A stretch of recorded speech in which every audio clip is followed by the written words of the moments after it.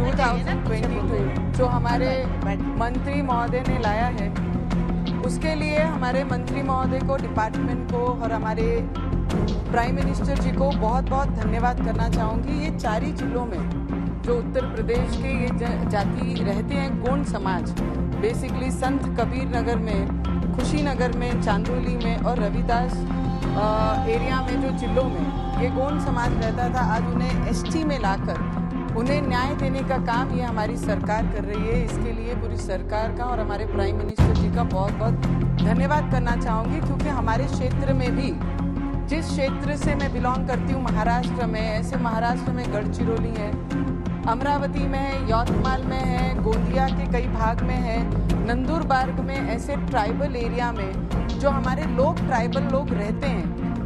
मैं ये बिल को समर्थन करती हूँ, पूरे दिल से समर्थन करती हूँ, पर सर से मैं कुछ विनती करना चाहूँगी कि हमारे डिस्ट्रिक्ट में मैडम जो लोग आदिवासी समाज के लोग रहते हैं, कितने सालों से रहते हैं, हम बहुत सारे बेनिफिट्स केंद्र सरकार राज्य सरकार को देती है। राज्य सरकार उसमें से 20-30% मैडम 20-30% ये क्षेत्र में पहुंचती है।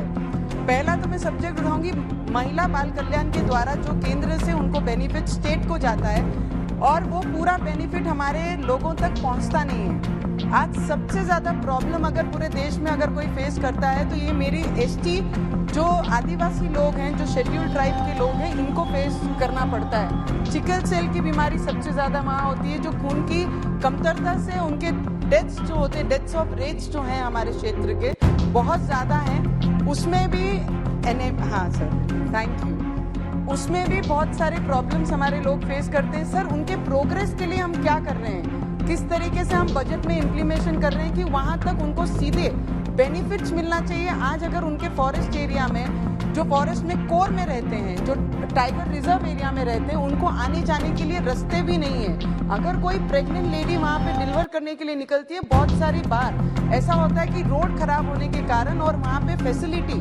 उपलब्ध ना होने के कारण उनकी मृत्यु बीच रास्ते में हो जाती है। शिक्षण के क्षेत्र में अगर आप देखते हैं तो 1ली से 8वीं कक्षा वहाँ पे रहती है स्कूल्स की गांव में, पर उनको टीचर्स उपलब्ध नहीं है। सर, मुझे पता है ये स्टेट का विषय है, पर केंद्र अगर जातियों को लाके एसटी शेड्यूल ट्राइब में उनको न्याय देने का काम कर रही है, पर उनके प्रोग्रेस के लिए भी हम क्या कर सकते हैं। जिस तरीके से फार्मर्स को डायरेक्ट बेनिफिशियरी को सीधे उनके अकाउंट में जाता है, महिला बाल कल्याण को जितने भी हम पोषण आहार के योजना केंद्र से देते हैं, वो स्टॉप करके सीधा आदिवासियों के खातों में उनके पैसे पहुंचने चाहिए। उसके लिए हमें प्रावधान करना चाहिए। सर, आपका दिल से धन्यवाद करना चाहूंगी कि एकलव्य स्कूल देकर मेरे धारनी तालुकों के बच्चों को न्याय देने का काम ये केंद्र सरकार द्वारा किया गया है। पर मैं आपसे विनती करूंगी सर कि जो भी क्षेत्र में ट्राइबल एरिया में लोग रहते हैं, उनके हॉस्पिटल की फैसिलिटीज,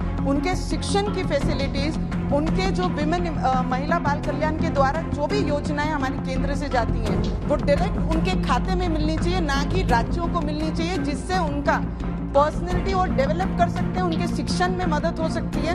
अगर इसके लिए आपने सोचा और उनको डायरेक्ट बेनिफिट दिया तो मुझे लगता है हमारे शेड्यूल ट्राइब वाले एरिया के जितने भी लोग हैं, सर उस दिन मैंने एक मुद्दा उठाया, हमारे शेड्यूल ट्राइब के एरिया के जो आदिवासी लोग हैं, कुछ गाँव में मैडम 70 से 80 किलोमीटर जाना पड़ता सिर्फ बैंक के कामों के दौरान। मनरेगा के द्वारा हमारे ट्राइबल एरिया में सबसे ज़्यादा लाभ हमारे आदिवासी भाई लेते हैं, पर आज भी मेरे आदिवासी भाई पूरे अलग अलग क्षेत्रों में जाकर अपने घरों को पालन पोषण करने के लिए मजदूरी करते हैं। ऐसी कोई फैसिलिटी मिली जाए जो अपने क्षेत्र में वो रहें और अपने परिवार के साथ रह के उनका पालन पोषण कर सके, ऐसी योजना पे भी हमें काम करना चाहिए जिससे उन्हें बेनिफिट मिले।